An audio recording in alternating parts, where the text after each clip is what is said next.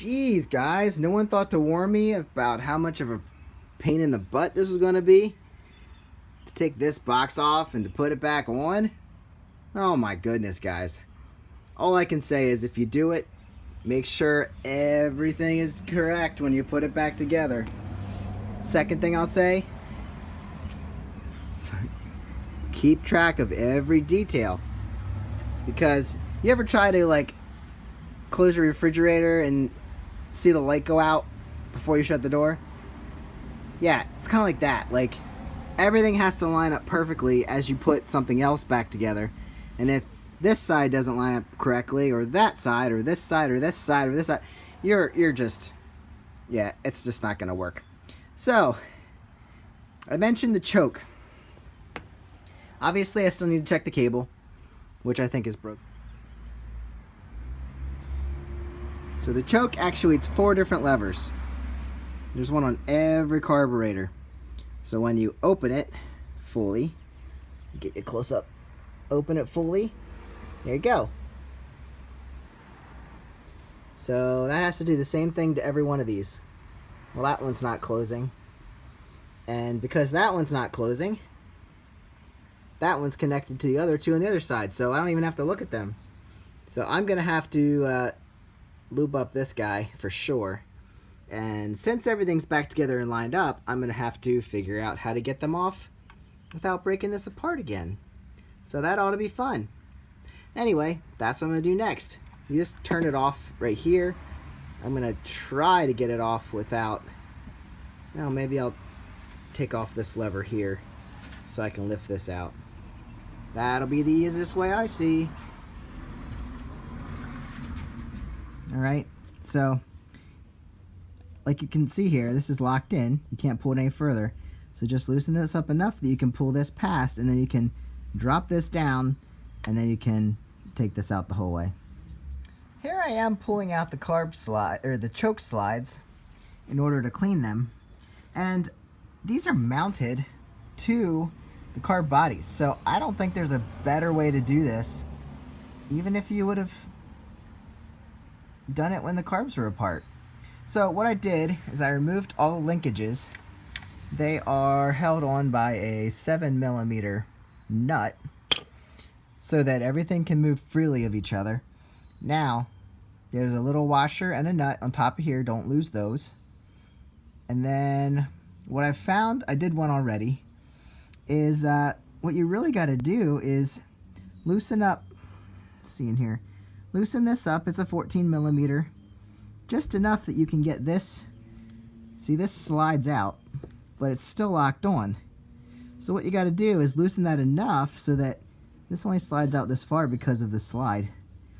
But loosen this nut up enough that you can slide this past. And then you can pull this down. All right, you see what I'm talking about? So I used a little needle nose pliers and actually pulled the turny thingy, this lever, out past here. It's gonna be hard to get it back in, but I think this is the only way to do it. Then this slides down. Don't lose your spring, but that'll slide down out of the way. And you have to do this while this is in, because if you pull this out the whole way, then this gets in the way and you can't pull this out. So yeah, remove this completely, drop that out, and then you can pull out this guy. Let me see if I can do this with one hand. This is almost ready. Alright, there we go. So that's one. So you got the plastic cap, you got the rod, or the plunger, and you got a spring. So pull all that out. Didn't come out with everything.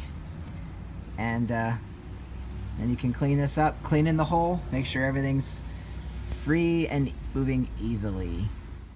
Here are the typical choke parts to any motorcycle. What you got here is a plunger that typically sits in and it seals up a passageway. And when your choke is actuated, it pulls out, opens up one passageway into another, and enriches the system so that you have extra fuel when you're just starting your bike. I can show you that in here. See if we can see in there. It opens up that hole right there, and there's a hole, you can kind of see, I think it's on the bottom, or is it on the top? Well, trust me. There's a hole in there. So, these parts are now clean. Look at all the junk that came off of them. You can only imagine why they weren't sliding freely, because this plugs up the bore in there, and you shouldn't be getting fuel past this. So it's a little dirty yet. I might have to work on it a little bit more. But what happens is this spring sits on here, and then that obviously keeps it in until you pull it out, and that returns it to its position. Okay, so if that spring is bad, it's not going to return to its position. So these should all look the same. And let me show you a second here. I think I'm going to use them, but you can see some are worn worse than others.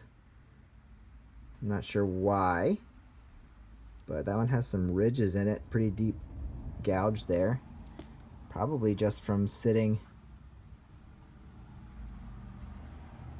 I don't know. Very strange.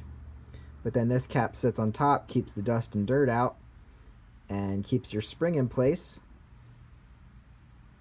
And it also makes it look pretty.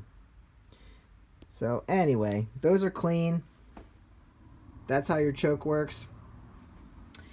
And I guess that's it. I'm going to reinstall this. Like I said, it's not going to be super easy, because I got to get that plunger and the arm to fit in there again. But make sure they're clean, because you don't want gas and fuel leaking out here too. Shouldn't have any, because this should plug the bore. Oh, the other thing, I didn't show you the ends. You saw in there where the hole is, that this plugs up. These, oh, I don't know if you're going to be able to see it. Look at this. Okay. One actually looks like that hole, so that's been sitting in there. And the other one is a flat surface. To figure that out, I think the one with the flat surface is probably the way it should look. And this one looks like it's been sitting in the hole for a while. I don't know. One works better than the other. So anyway, those are the delightful choke setup on the Honda Magna. I'm going to put it all back together. Say goodbye. Bye, parts. Have you ever played pinball? That's the way it should be. They should snap back.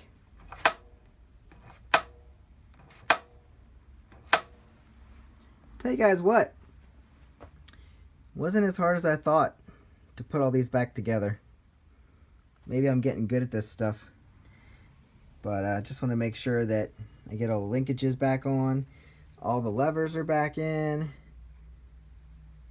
here, so all this stuff has to be bolted right back down to where it swivels, so everything can work together. I threw some WD-40 in there just to make sure those are lubed up a little bit. Alright, I wanted to show you that. So all 4 plungers are back in. Just got to lightly tighten down the boots, and we'll be good to go. Alright, final look at working on these choke suckers. Now when I pull the cable, there you see, right there, number 1 moves, number 2 moves, and if we flip it around,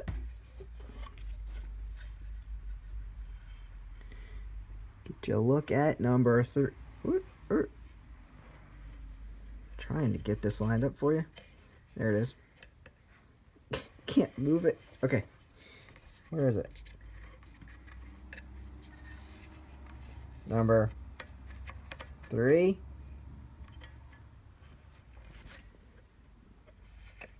And number 4. Gosh. Everything moves freely. Back into place perfectly. So, thank heavens, that job's done. Now, it's time to sink these carburetors. Oh, I need to get the springs. So everything lines up right. But you can look in here. You can see in here. See that hole at the bottom? Slightly mirrored.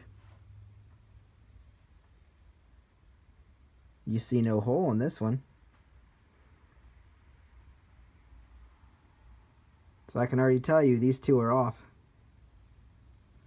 So we'll do a bench sink on this. I'll show you how we do it in the next video. So come back for that. Now that the choke is all done, we can move on to sinking.